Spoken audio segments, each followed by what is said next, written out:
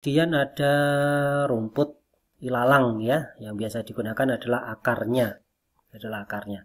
Dia cenderungnya manis, dingin ya. Manis dan dingin, berarti dia kalau ada manis ada kekuatan tetapi sifatnya dingin. Biasanya nanti dia arahnya ke pendorong.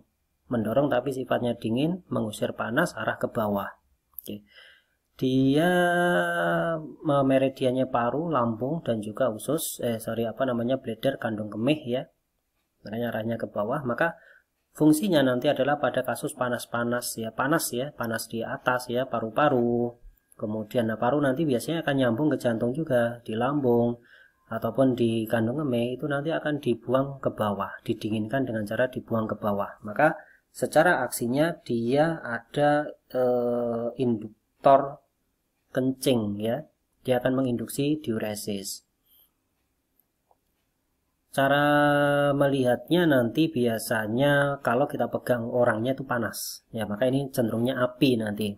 Maka sering juga digunakan pada orang-orang yang mengalami panas dalam begitu ya. Kalau di iklannya itu ya, yang salah satu produknya kandungannya adalah akar ini adalah untuk menghilangkan panas dalam. Maka panas dalam ini akan berefek pada bagian luar, yaitu biasanya kulitnya akan cenderung panas atau hangat gitu ya, tidak seperti biasanya walaupun suhunya normal. Maka efeknya nanti adalah darahnya juga ikut panas, maka harus didinginkan.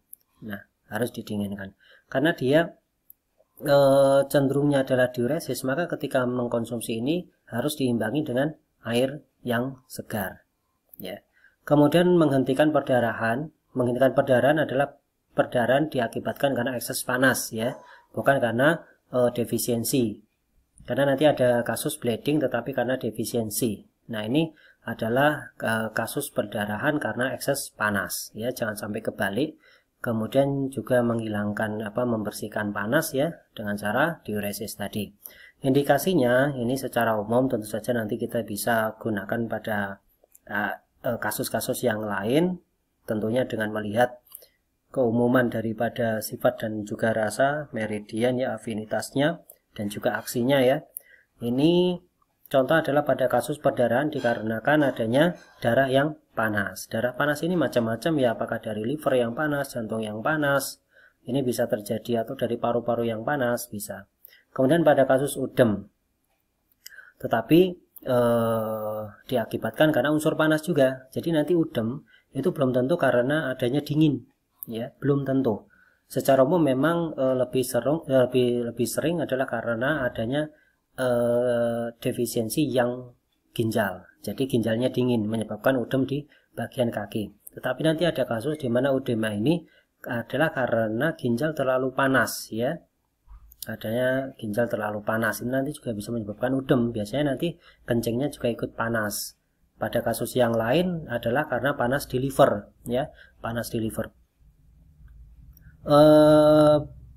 Panas di liver ini dia secara tidak langsung panasnya dibuang juga lewat kencing, sehingga ada kasus di mana ISK atau urinary tract infection dia disebabkan karena adanya panas pada liver.